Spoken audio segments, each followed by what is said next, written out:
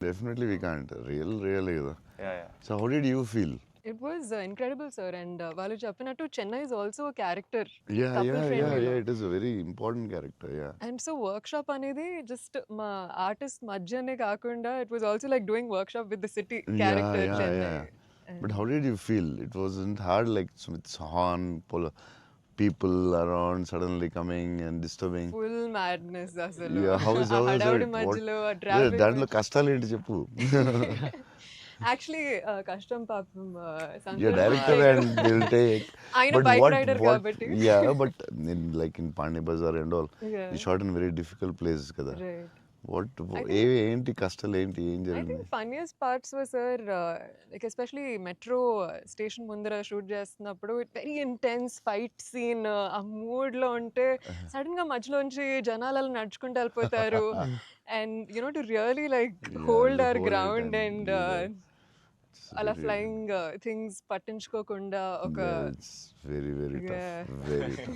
Tough because Santosh ఎలాగా super actor కాబట్టి maybe నువ్వు మేనేజ్ చేస్తుంటావు but for you how was it like suddenly people come they look at your face సడన్గా నీ మొహం చూస్తారు డైలాగ్ చాలా సీరియస్ చెప్తుంటే సంతోష్ మొహం చూడాలి ఎవరు వచ్చి నీ మొహం ఇలా చూస్తుంటారు ఎన్నాడు అదే ఎవరు తిడతా ఉంటారు మధ్యలో ఈ లొకేషన్ ఇది ఎవడరా బాబు వీళ్ళు మేము వెళ్తుంటే దారిలో అని ఇవన్నీ ఉంటాయి కదా so problems how did you feel అవును that was the beauty sir I feel in retrospect అలా ఆలోచిస్తూ కూర్చుంటే it's lot of fun but we know for fact that Yeah. Shooting మధ్యలో ఆ వాతావరణంలో కొంచెం it's అన్న, really ఎప్పుడు ఏ tricky. కారు వచ్చి గుద్దేస్తావు అని తెలియదు Tension ఉందా? అసలు రోడ్ క్రాసింగ్ పెట్టి టెన్షన్ వచ్చిందా అయ్యో బాబోయ్ మధ్యలో రోడ్ క్రాసింగ్ అది నాకు సీన్ గుర్తుంది అవునన్న నువ్వు నిజంగానే ఆపుతున్నావు అవును సో వాళ్ళకి తెలియదు కెమెరా ఉందని తెలియదన్న అది నిజంగా ఆపేవు నువ్వు నిజంగా వెళ్ళావు so no one knows the shooting లేదని అసలు తెలియదు అసలు ఎవరు లేదు అదే అర్థం అవుతుంది అది మధ్యలో సడన్ గా ఏమన్నా వచ్చారా ఏంటి నువ్వు ఇలా భయపడ్డావు ఒకసారి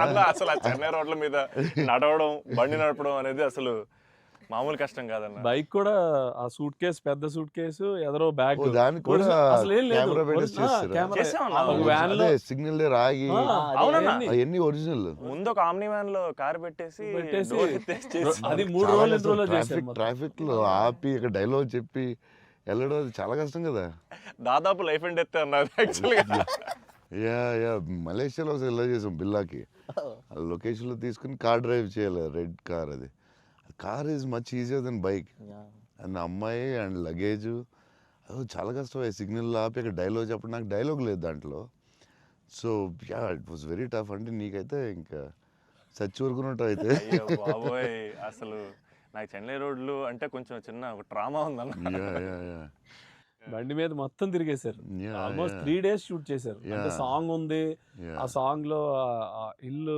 రెంట్ కోసం తిరిగే అన్ని కూడా బైక్ మీద ఒరిజినల్ డ్రైవింగ్ ఆ సూట్ కేసు బ్యాగ్ బట్ ఆ సౌండ్ లో you could hear his voice Yes, గట్టిగా yeah, గట్టిగా yeah. మాట్లాడాడు గట్టిగా మాట్లాడారు.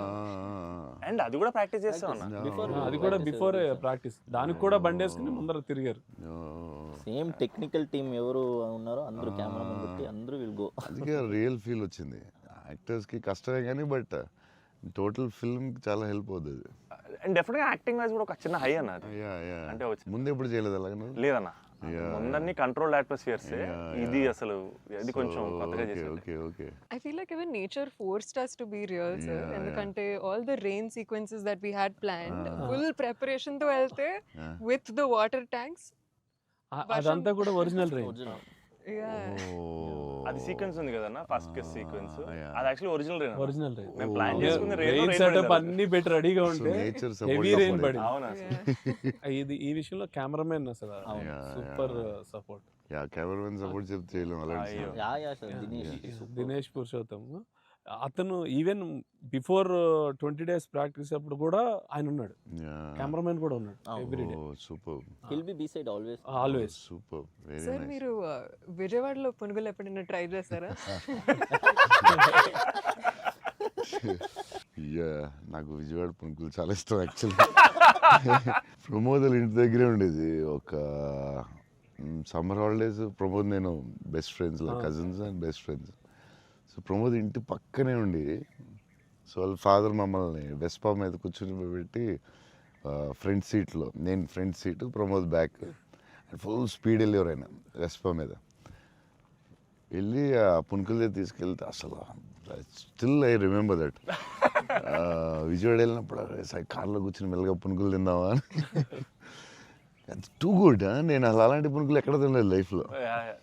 స్మాల్ చిన్న దాంట్లో పెట్టి దాని మీద చట్నీ వేసి ఇంకా నాకు వాటర్ వస్తుంది.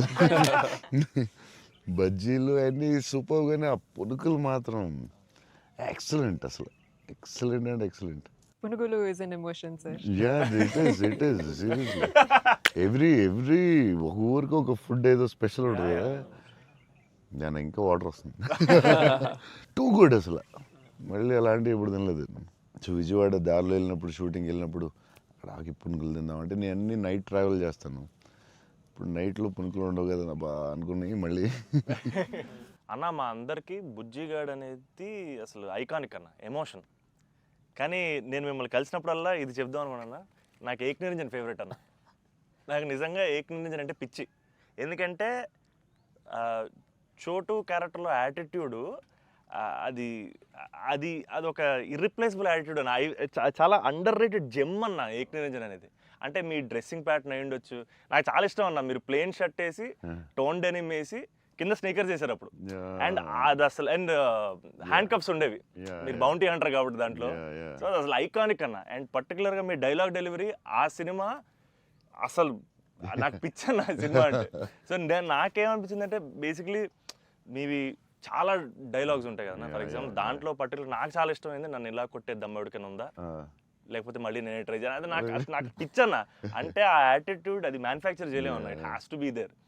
అండ్ నాకేమనిపించిందంటే నాకు చాలా హ్యాపీగా ఉంది నేను ఏక్ నిరంజన్ చెప్తుంటే.